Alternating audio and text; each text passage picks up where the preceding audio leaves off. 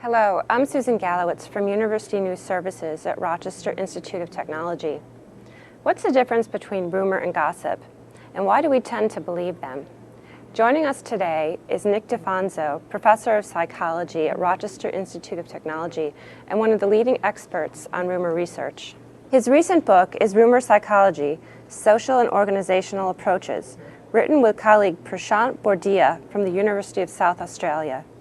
Nick, thanks for joining us today. My pleasure, Susan. What are rumors and why do we tend to believe them?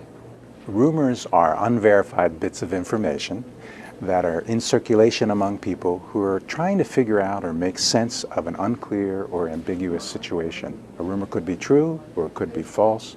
People are just trying to figure out what makes sense.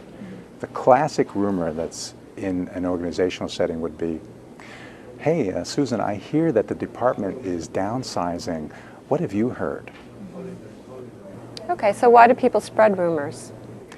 People spread rumors for one or more of three motivations. First is to fact find, to make sense of the situation or find out the reality of the situation. So if they are anxious about an important rumor about which there is some uncertainty, and there might be a very negative outcome associated with that rumor, they will talk to one another and try to figure out what is the truth of the situation. A second motivation that people have when they spread rumors is to enhance the relationship with the hearer. So if I tell you a rumor and somehow that rumor makes you feel good, makes you feel positive, then that has enhanced our relationship. And so we call those relationship enhancing rumors. A third motivation that people spread rumors for is to build themselves up, to increase their own self-esteem. Now, how do you do that? One sort of nefarious reason people do that, or way that people do that, is to tell a negative rumor about another people group, another group about which you and I are not connected.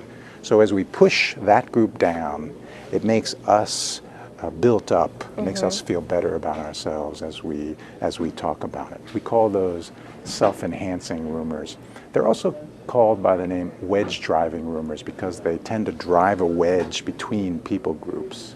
Okay, so how do rumors differ from gossip? That's a good question. Most people think that rumor and gossip are the same thing at first glance, but when I question them, they intuitively understand that there is a difference. Whereas rumors are unverified bits of information, gossip may or may not be verified. Second, gossip has much more to do with the formation or maintenance or the creation of your personal social network structure. Now, that's a lot of words, and it simply means that when I gossip with you, I do it in part just to bond with you. I gossip with my friends. I don't gossip with an enemy. I also might do it in order to exclude someone else, so I can get in closer with you and so that you won't be as close to them. I also might do it in order to pass along the group norms. So if I'm gossiping about Steve's actions at the recent Christmas party, I may be very upset about that and therefore saying to you, that kind of behavior is something that our group shouldn't do. Or I might be very happy about it and I might be communicating to you, that kind of behavior is the kind of thing we all should do.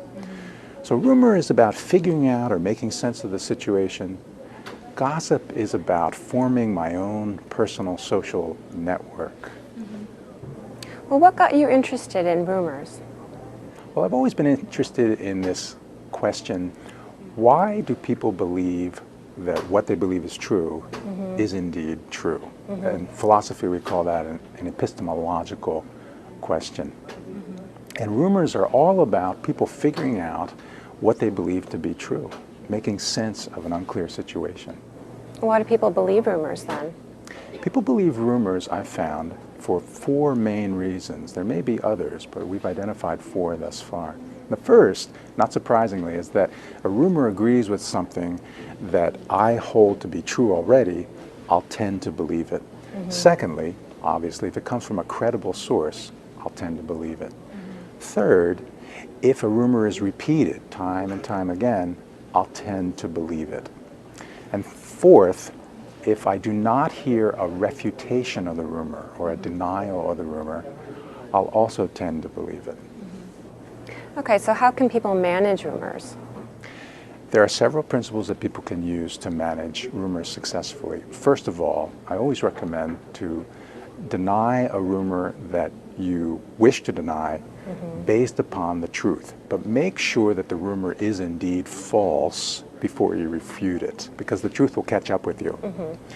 Secondly, if we wish to prevent rumors from occurring in the first place, make sure that you communicate the truth to people. You communicate good information to them in a timely manner and in a way that's easily understandable to them. Thirdly, you should try to develop trust among the people that you're communicating with. Because if they trust you, then a possibly negative rumor that would disrupt that trust has less fertile ground within which to grow. And once a rumor occurs, and they will inevitably occur, you can then manage the rumor successfully, or usually you can manage them successfully, if you refute them based upon the truth, strongly, with evidence, and by having the evidence presented from a credible third-party source, someone that the rumor public, as it were, trusts. Well, that way you can provide the context and then debunk the rumor.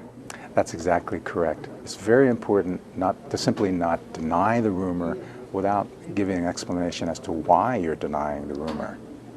Otherwise, people will think, why on earth is he denying this rumor? He must have something to hide. That's correct. They'll be more suspicious, less trusting, and so forth. Well, thanks so much for joining us. My pleasure.